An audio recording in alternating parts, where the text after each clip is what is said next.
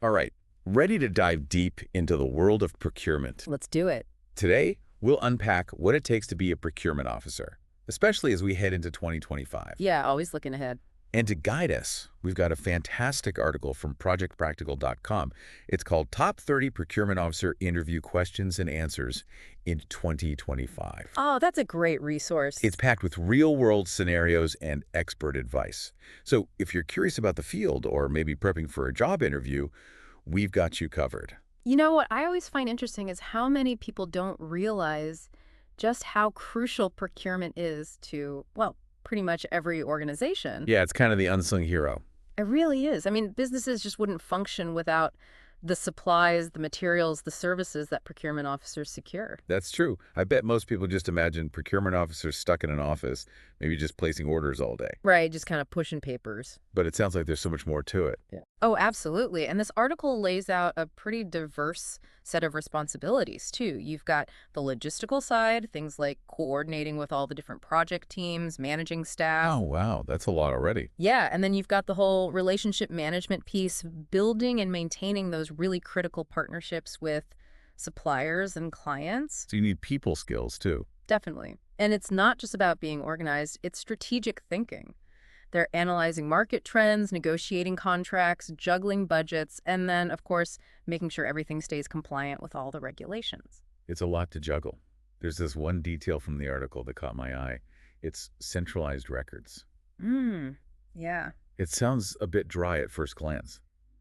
I'm thinking filing cabinets full of invoices. Right, you're picturing like the old school way. Yeah, but I have a feeling it's more than that. It's much more than that. Think data analytics. These records are a gold mine of information. Procurement officers can use them to identify spending patterns, spot potential savings, maybe even predict future needs. Wow. It's like having a crystal ball, but for your supply chain. I like that.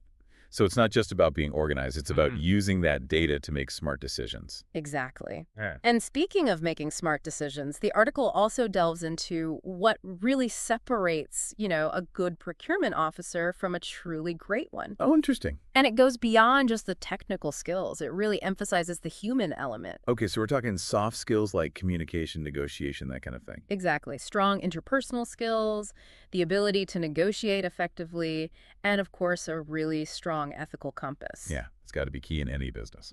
And the article even gives this great example.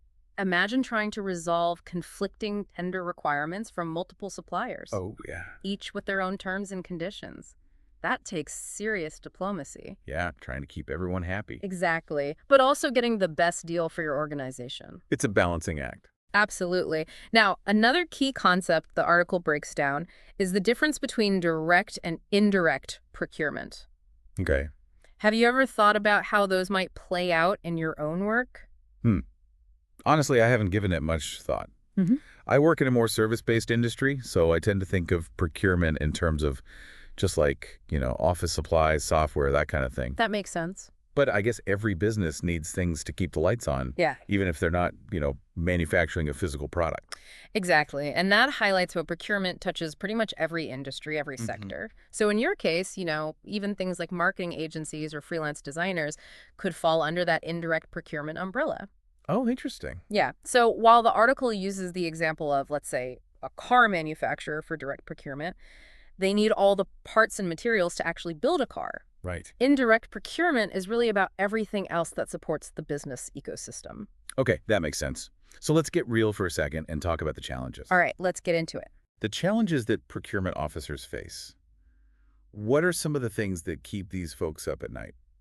Well, the article doesn't sugarcoat anything. It points to some pretty common pain points like, limited budgets, unreliable suppliers, Oh, I could imagine that's stressful. and the dreaded late deliveries. Ugh. It reminds me of a story in the article about a project facing major supply chain delays. I think it emphasized the importance of having a backup plan, especially in today's world. Oh, absolutely. Having a plan B vendor or even a plan C provides that much needed flexibility. Right, so you're not scrambling at the last minute. Exactly. It's all about risk mitigation.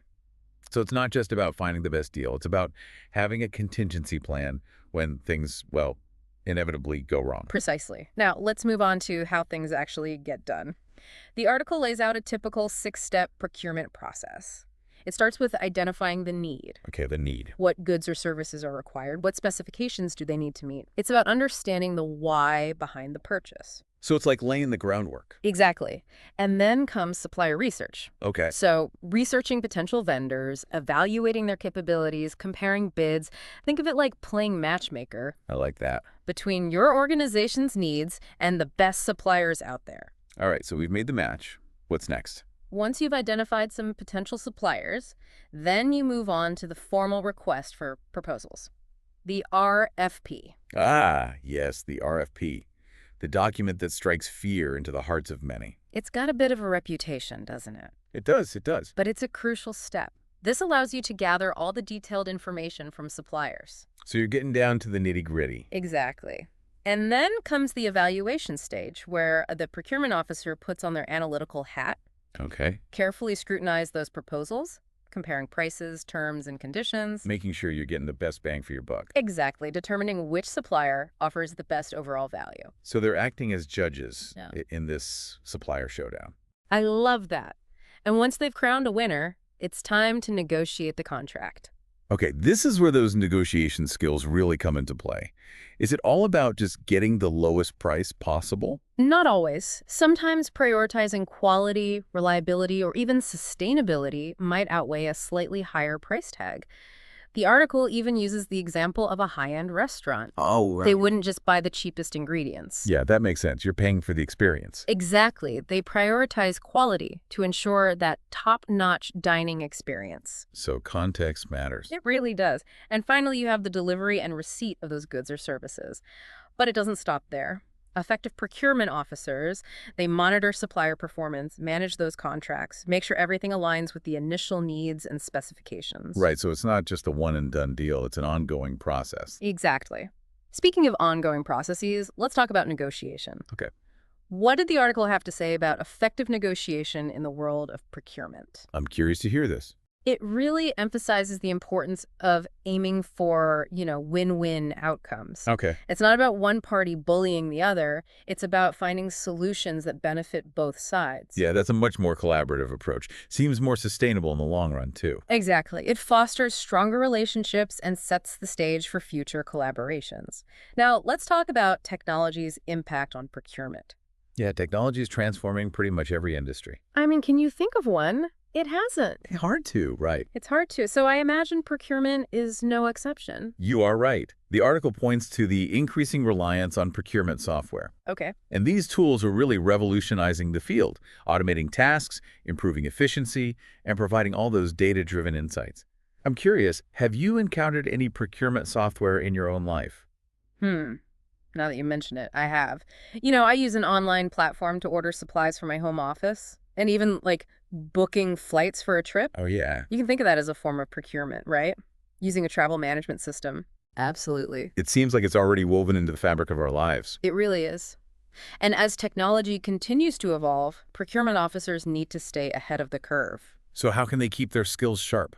How can they keep your knowledge up to date? The article offers some great suggestions. Attending industry conferences, reading relevant publications, engaging in online forums. Okay, so a lot of staying informed. Exactly. Continuous learning is key. Got it. Procurement is a dynamic field that's constantly evolving with new technologies, new regulations, and those global market forces. Okay, I'm definitely seeing that being a procurement officer is way more than just placing orders. It's a dynamic field that requires this blend of technical skills, those soft skills, and like you said, a knack for strategic thinking. Well said. And before we move on, I have a thought-provoking question for you and our listeners.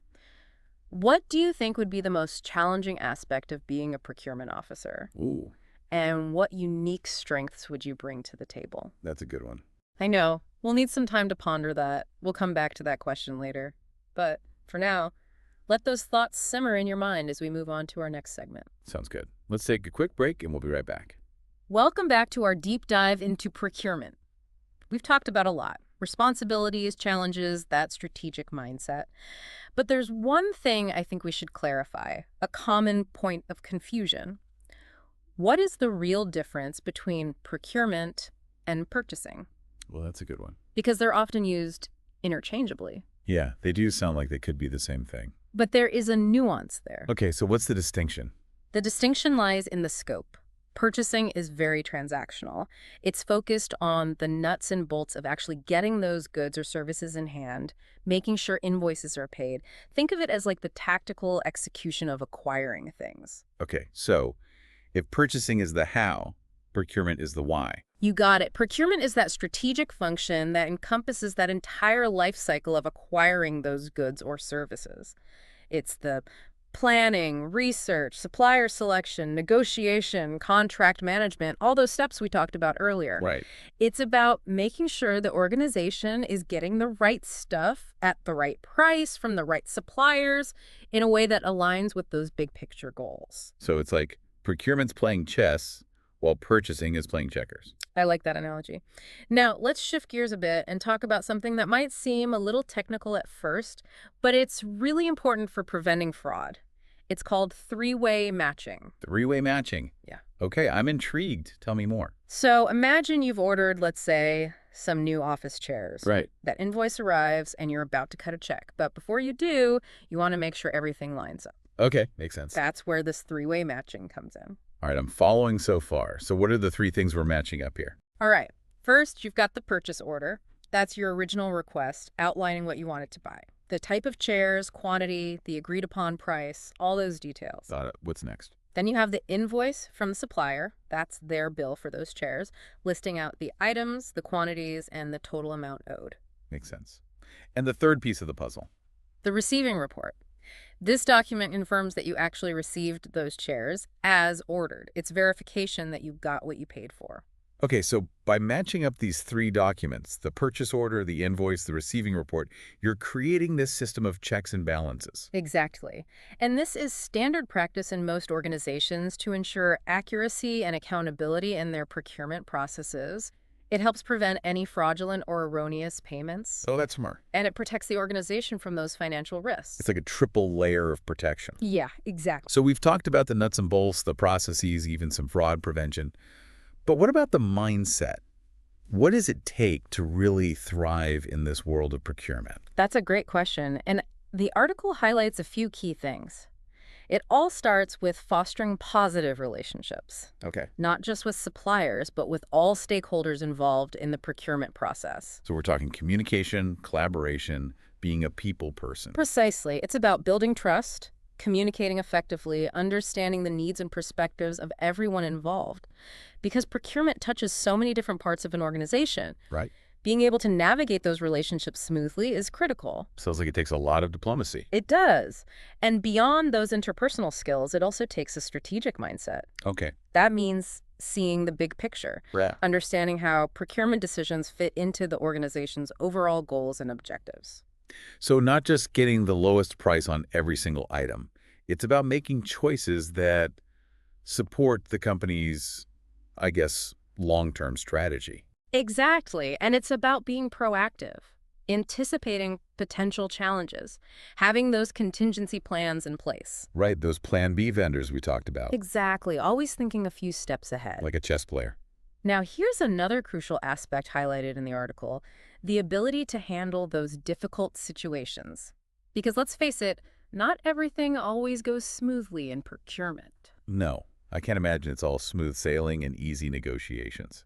So what are some of the curveballs that might come your way? Oh, all sorts of things. You might encounter unreliable suppliers, unexpected price hikes, quality issues, even ethical dilemmas. Oh, wow. Yeah, that's a lot. So how do you deal with those tricky situations? How do you handle those tough conversations? The article emphasizes clear communication, problem-solving skills, and a commitment to finding those solutions that are fair and equitable. Sometimes it might even involve making difficult decisions, Like what? like switching suppliers or renegotiating contracts. I imagine that takes a lot of, I don't know, courage and conviction. It does, but it's part of what makes procurement such a challenging and rewarding field. So we've covered the difference between procurement and purchasing, the importance of three-way matching, the mindset needed for success, and this ability to handle those tough situations. What else is there to know about succeeding in this field? Well, the article also touches on the importance of staying up to date with the latest procurement trends and technologies. This is a field that's constantly evolving. Yeah, I can imagine. So what are some things that procurement officers need to be paying attention to? New technologies are emerging all the time, from AI-powered procurement platforms to blockchain-based supply chain solutions. Wow, that sounds like a lot to keep up with. It can be. The article recommends attending industry conferences, workshops, to network, to learn from the experts, to get a pulse on those latest trends. There's also tons of online resources available, from industry publications and blogs to webinars and online courses. And don't underestimate the power of connecting with other procurement professionals. Right, tapping into that network. Exactly.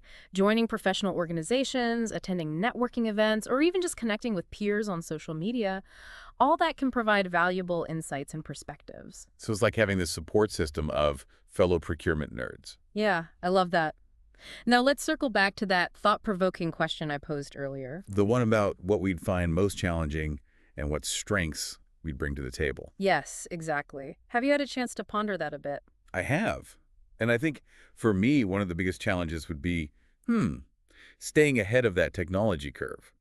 It just seems like there's always a new software platform or tool emerging, and it can feel really overwhelming to keep up. That's a valid concern. The pace of technological innovation in procurement is rapid, and it can definitely be a challenge to stay on top of all the latest developments. But on the flip side, I think my strength would be my curiosity and eagerness to learn. I'm always up for a challenge, and I genuinely enjoy diving into new things. That's fantastic. Especially in this field, it's essential. What about you? What comes to mind for you? Well, for me, I think the biggest challenge would be confidently negotiating with suppliers. I'm not naturally assertive, and I tend to shy away from confrontation. I'm much more comfortable with the analytical side of things, reviewing contracts, analyzing data, making sure everything's accurate and in order. That's a common concern. But remember, effective negotiation isn't about being aggressive or pushy. It's about building rapport, finding common ground, crafting those mutually beneficial agreements. And that meticulous attention to detail you have will serve you well when it comes to reviewing those contracts and making sure everything is in order. Okay, that's reassuring. What about you? What would you find most challenging? I think for me, it would be navigating those ethical complexities that can sometimes arise in procurement, especially when you're dealing with global supply chains. There can be a lot of gray areas. Yeah. So making those decisions that are both ethical and aligned with the organization's values can be tricky. It's a really important point because procurement isn't just about getting the best deal. It's about doing so in a way that's responsible and sustainable. Absolutely. And my analytical thinking skills would be a valuable asset in that area, being able to weigh those different perspectives, assess the risks, make informed decisions that take those ethical considerations into account. Yeah, that sounds like a crucial skill to have in a field where you're constantly faced with choices that have, ethical implications. Now, before we move on to our final segment, I want to share a fascinating quote from the article. I think it really captures the essence of being a successful procurement officer. Okay, I'm intrigued. What is it? It's from a seasoned procurement professional. And they said, the best procurement officers aren't just deal makers, they're problem solvers. I love that. It speaks to the heart of the role, going beyond just negotiating contracts. Exactly. It's about understanding those needs of the organization, finding those creative solutions, building those win-win partnerships. It's about thinking outside the box, coming up with those innovative approaches that benefit everyone involved. Precisely. And that's what makes procurement such a dynamic and fulfilling field. As we head into our final segment, I encourage our listeners to keep that quote in mind, because it really does speak to the heart of what it takes to excel in this profession. Ready for the grand finale. Welcome back to the deep dive. We've really climbed that procurement mountain, explored those skills and processes, even faced some of the challenges. I've been through a lot. We have. But before we wrap up, I'm curious about something the article touched on, counter trade and reciprocal trading. Okay. Those terms, they sound a bit like bartering to me, but I'm guessing it's more to it than just, trading a cow for a bushel of wheat. Yeah, you're right. It's definitely more complex than simple bartering. Countertrade often comes into play when, say, countries or organizations are facing those cash flow challenges. Okay. So imagine a country rich in natural resources but short on hard currency. They might use countertrade to acquire goods or services, by offering their resources in exchange. So it's like a workaround for those traditional financial transactions. Exactly. It allows parties to engage in international trade even when access to currency is limited.